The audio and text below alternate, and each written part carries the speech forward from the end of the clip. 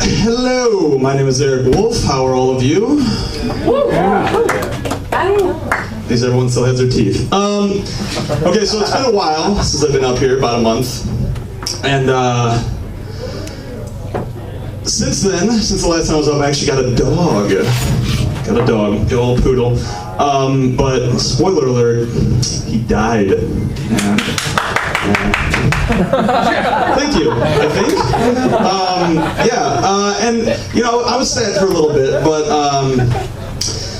the Asian family across the street told me that he was very delicious, so I thought, you know, it wasn't really a big loss. It's a circle of life. One dog dies, one Asian family is hungry 2 hours later. I'm sorry. I'm sorry, that joke was terrible. How dare I treat a hypothetical dog that way? But honestly, a lot of funny shit hasn't been happening in my life. Like, I feel like I've hit sort of comedy rock bottom. And it's sort of like, it's sort of to describe it as, you know, all I've been doing is really working and drinking and sleeping and working and drinking and sleeping. So I've hit the comedy rock bottom, and like the rock bottom where, you know, you put the bag on the hooker's head, even when she's just giving you a hand job in the dark.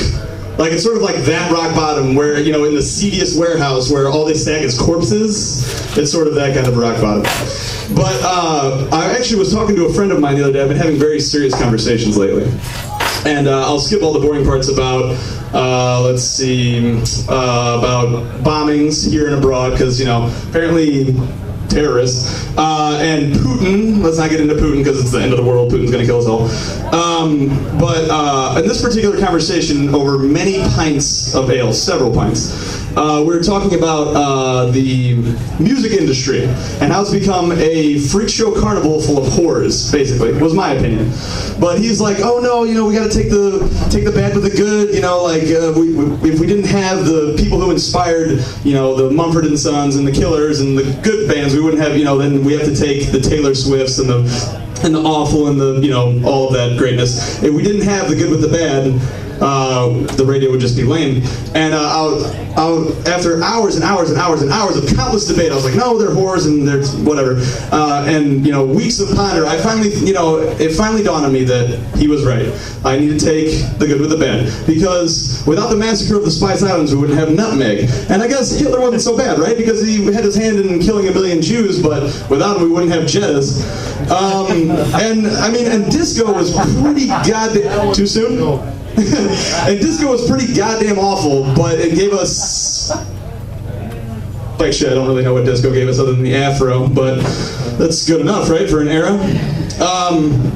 Another contributing factor is a cesspool that is my comedic sauna of sadness, for alliteration's sake. Could be the fact that I work in the restaurant industry. Anyone else work in the restaurant industry? Anyone know about the restaurant industry? Wow, a lot of sad people with free food. Restaurant industry is a good one. But it's a lot of, I tried to compare it because of how mundane it is. I tried to compare it to a movie because that's what I do. I take the mundane and try to make it spectacular, ba-da-da.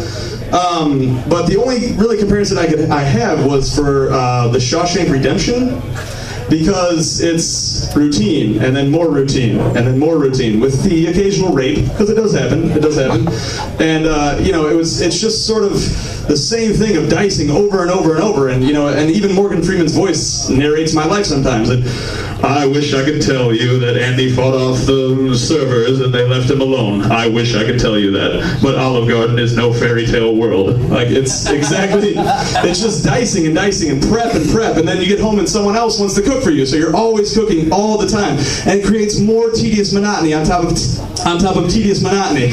And then all you do all day is watch people get fatter and fatter and fatter. And then, you know, you get home, somebody wants you to cook something for them, your dad starts drinking, your mother abuses Quaaludes, and they don't notice that the babysitter is juggling your beanbags aggressively. But maybe that was just me, maybe that's just my monotony. Hopefully no one got molested by their babysitter. But they probably did. Well, that's my time. See you later. Tip your waiters and waitresses. Sir, thank you. I know, I think the best joke is about my name being Wolff. Sad face clown. I'm a sad face clown? No, Oh, okay. I was gonna say. How do you know?